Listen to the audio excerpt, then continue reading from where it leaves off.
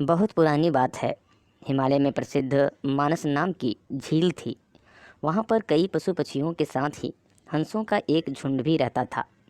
उनमें से दो हंस बहुत ही आकर्षक थे और दोनों ही देखने में एक जैसे थे।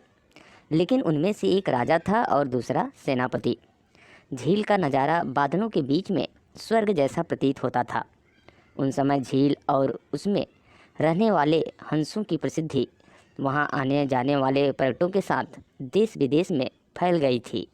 वहां का गुणगान कई कवियों ने अपनी कविताओं में किया, जिससे प्रभावित होकर वाराणसी के राजा को वह नज़ारा देखने की इच्छा हुई।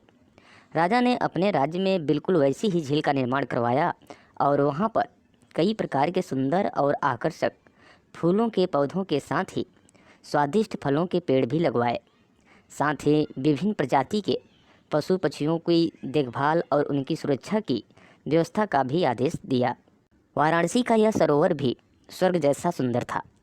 लेकिन राजा के मन में अभी भी उन दो हंसों को देखने की इच्छा थी जो मानस सरोवर में रहते थे।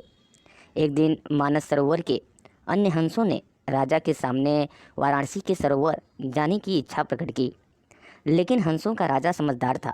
वह जानता था कि अगर वो वहाँ गए तो राजा उन्हें पकड़ लेगा। उसने सभी हंसों को वाराणसी जाने से मना किया, लेकिन वो नहीं माने। तब राजा और सेनापति के साथ सभी हंस वाराणसी की ओर उड़ चले। जैसे ही हंसों का झुंड उस झील में पहुंचा तो अन्य हंसों को छोड़कर प्रसिद्ध दो हंसों की शोभा देखते ही बनती थी। सोने की तरह चमकती उनकी चोंच, सोने की तरह ही नज़र आते उनके पैर और बादलों से भी ज़्यादा सफ़ेद उनके पंख हर किसी को अपनी ओर आकर्षित कर रहे थे। हंसों के पहुंचने की खबर राजा को दी गई। उसने हंसों को पकड़ने की युक्ति सोची और एक रात जब सब सो गए तो उन हंसों को पकड़ने के लिए जाल बिछाया गया। अगले दिन जब हंसों का राजा जागा और भ्रमण पर निकला तो वह जाल में फंस गया। उसने तुरंत ही तेज आवाज़ में अन्य सभी हंसों को वहाँ से उड़ने और अपनी जान बचाने का आदेश दिया।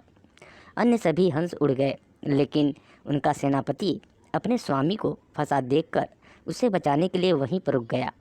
इस बीच हंस को पकड़ने के लिए सैनिक वहां आ गए। उसने देखा कि हंसों का राजा जाल में फंसा हुआ है और दूसरा राजा को बचाने के लिए वहां खड़ा हुआ है। हंस की स्वामी भक्ति देखकर सैनिक बहुत प्रभावित हुआ और उसने हंसों के राजा को छोड़ दिया। हंसों का राजा समझदार होने के साथ साथ दूरदर्शी भी था। उसने सोचा कि अगर राजा को पता चलेगा कि सैनिक ने उसे छोड़ दिया है तो राजा इसे जरूर प्राणदंड देगा। तब उसने सैनिक से कहा कि आप हमें अपने राजा के पास ले चलें। यह सुनकर सैनिक उन्हें अपने साथ राज दरबार में ले गया। दोनों हंस सैनिक के कंधे पर बैठे थे। हंसों को सैनिक के कंधे पर बैठा देखकर हर कोई सोच में पड़ गया। जब राजा ने इस बात का रहस्य पूछा तो सैनिक ने सारी बात सच सच बता दी।